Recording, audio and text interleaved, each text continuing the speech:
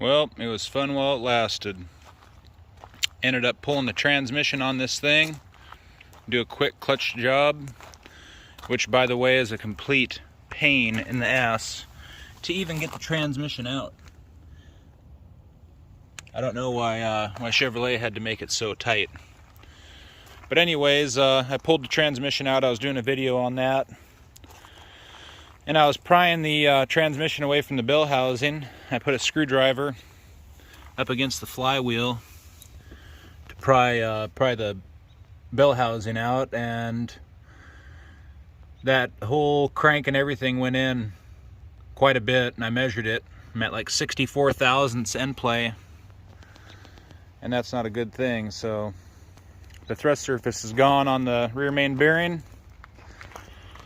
So I'm not going to be putting a clutch in it when it's going to be leaking oil, and who knows what the hell was going on. When I'd press in on the clutch, you would hear this brrrr noise, and I figured it was a throwout bearing. I spun the throwout bearing by hand. It sounded dry, but there was no screwed up bearings in that as far as I would call. So maybe it was a rod hitting the main cap or something.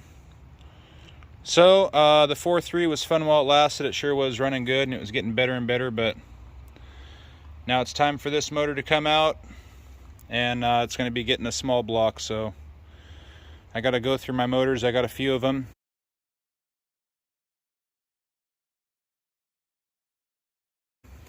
See which one's the best shape, and put together a nice little mill for this thing. I'll still be using the Holley Sniper, and I'm going to try and take all this front accessory off, including the water pump, and try to put that on the small block.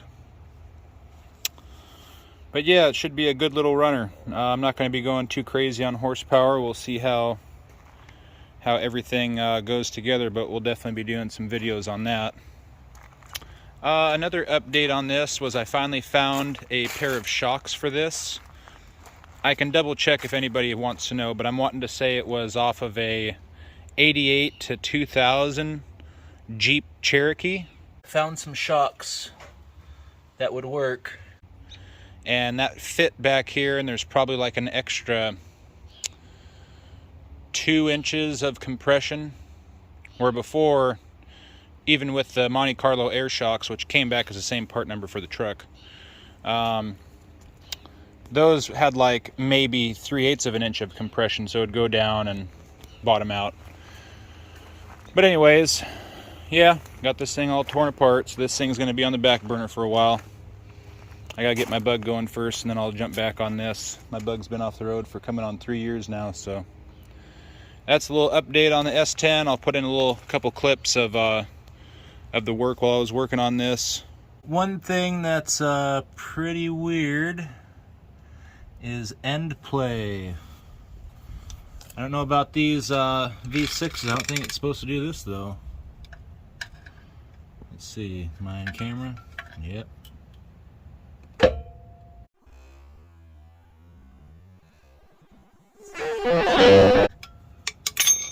Oh man, that's a lot.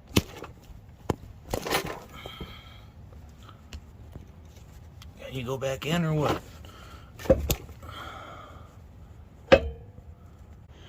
But other than that, that's a little S10 update.